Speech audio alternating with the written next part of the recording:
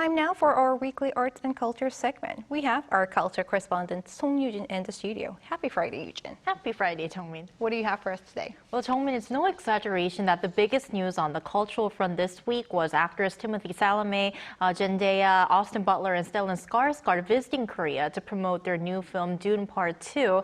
Now, this movie is gearing up for its premiere in Korea on Wednesday next week. And with this, Timothée Chalamet will have 2 movies on the big screen now. So what's in store for moviegoers this time around in Korean theaters? Let's first take a look. My name is Timothée Chalamet. I play Paul Atreides in Dune Part 2. This 28-year-old American actor is currently making waves at the Korean box office. The musical fantasy film Wonka, featuring Chalamet as young Willy Wonka, topped the box office for 22 consecutive days following its release, becoming the first film of the year to surpass 2 million ticket sales. While February is considered a low season for the big screen, Wonka is about to face competition from another Chalamet film, the sci-fi Dune Part 2. This sets the stage for a two-way showdown between the chocolate man Chalamet and the space army commanding Chalamet. And I feel that my films, whether it's The King or Dune or Wonka right now, have been as warmly received in Korea as they have been anywhere in the world. It's a blockbuster sequel following Part 1's triumph during the pandemic. Despite COVID's grip, the Frank Herbert novel-based sensation raked in $400 million at the global box office and sold over 1.6 million tickets in Korea alone. This sensation even brought up the term dun친자, meaning Duniac in Korean.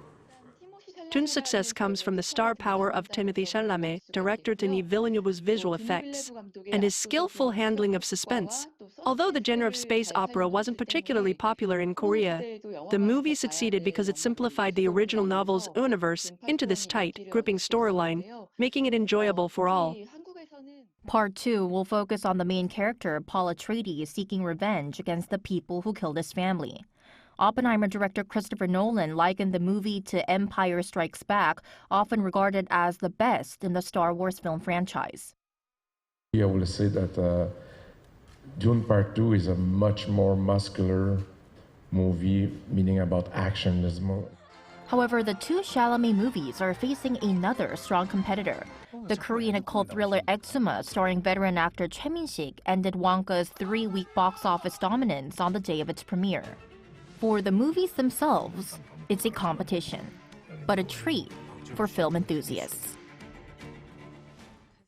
You know, Yoo-jin, speaking of Timothée Chalamet, his visit is certainly has captured a lot of attention here. I recall seeing pictures of him being taken in downtown Seoul and just a crowd welcoming him at the airport. Right, he's really popular, so Timothée Chalamet really solidified his fan base here in Korea with this 2018 film Call Me By Your Name. And film critics say his portrayal of a young boy navigating the journey to adulthood resonated profoundly with the Korean audience. And also since then, several Korean celebrities, for example, Girls' Generation Yoona, has actually picked him as their dream guy, which makes him more popular right now. And it's been 5 years since Timothée Chalamet last visited Korea, so fans really have been eagerly awaiting his return back to the country. All right, and before we wrap up, Yoo-jin, anything else coming up in the Korean box office? Well, a lot to look forward to because only a couple of weeks are left until the Oscars, which is one of the biggest film and TV awards in the world. So several Korean theaters have started screening Oscar-nominated films. For example, last year's Cannes Palme d'Or-winning French film Anatomy of a Fall, which has received 5 Oscar nominations, has been in cinemas since last month. And coming up, Korean-Canadian director Celine Song's Past Lives, nominated for 2 Oscars, is set to hit the theaters on March 6th, just a few days before the Oscars take place. Our culture correspondent Song Yoo-jin, thank you. My pleasure.